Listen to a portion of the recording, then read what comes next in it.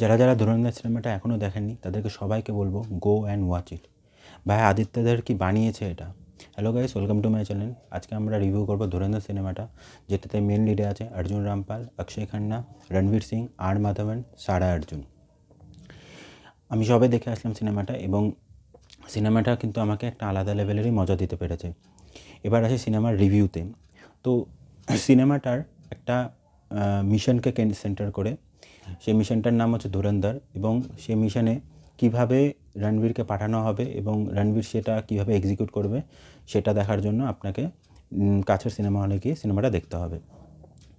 এবার আসি সিনেমার রিভিউ মধ্যে আমার কী কী ভালো লেগেছে। তো প্রথম যে জিনিসটা আমার ভালো লেগেছে এবং সিনেমার যেটা মেন হাইলাইট, সেটা হচ্ছে অক্ষয় খান্না। অক্ষয় খান্না কিন্তু খুব ভালো অ্যাক্টিং করেছে।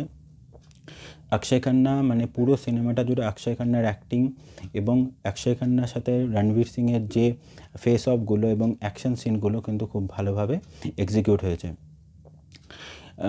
যেটা সিনেমাতে যখন যখন অক্ষয় খান্না স্ক্রিনে আসবে বা রণবীর সিংয়ের সাথে তার যে অ্যাকশন সিনগুলো হবে, এবং রণবীর কীভাবে এই অক্ষয় খান্না এবং এদের যে পুরো গ্যাংটা আছে তাদের কীভাবে মানে তার যে একটা মিশনটা আছে সেটা কীভাবে সেটা কমপ্লিট করবে, সেটা কিন্তু নিয়েই পুরো সিনেমাটা।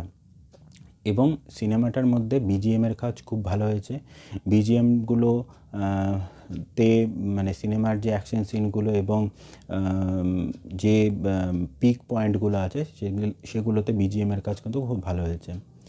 এবার সিনেমার মধ্যে প্রত্যেকটা ক্যারেক্টারকে একটা করে ইন্ট্রো দেওয়া হয়েছে, এবং ইন্ট্রোগুলো এত মাসি টাইপের বানানো হয়েছে যে ইন্ট্রোগুলোতে 90s অনেক সং এবং 90s মানে পুরনো সংগুলোকে ইউজ করা হয়েছে, এবং যেটা কিন্তু খুব বেশ মজার দেয়। আমার কাছে সঞ্জয় দত্তের যে এন্ট্রিটা সেটা কিন্তু খুব আমার কাছে খুব ভালো লেগেছে, এবং সেটা কিন্তু একটা মজাদার সিন হয়েছে।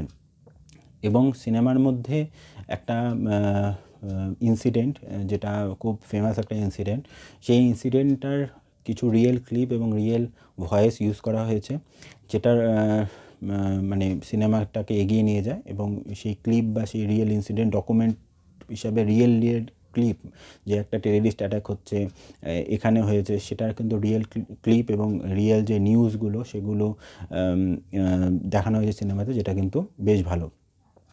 সিনেমার মধ্যে কিছু গান রাখা হয়েছে, টাইটেল ট্র্যাকটা এবং একটা অরিজিতের গান রাখা হয়েছে যেটা লাভ সং ঘেরা হুয়া, এবং যে ধুরন্ধরের যে টাইটেল ট্র্যাকটা সেটার কিন্তু সিনেমার মধ্যে ভালোভাবে ইউজ করা হয়েছে। এবং পুরো স্ক্রিন প্লেটা পুরো টান টান রাখা হয়েছে, মানে আপনাকে পুরো 3 ঘন্টা যে 30 মিনিটের সিনেমা, এটা কিন্তু কখনোই আপনাকে বোর করবে না।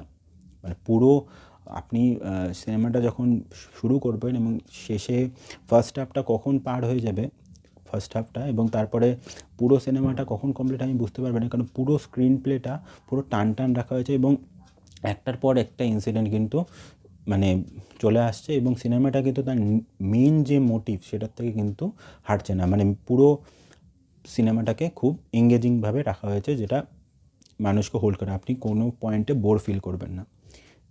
ওভারঅল সিনেমাটা আমার খুব ভালো লেগেছে, এবং এটা একটা বলা যেতে পারে রণবীর সিংয়ের কামব্যাক।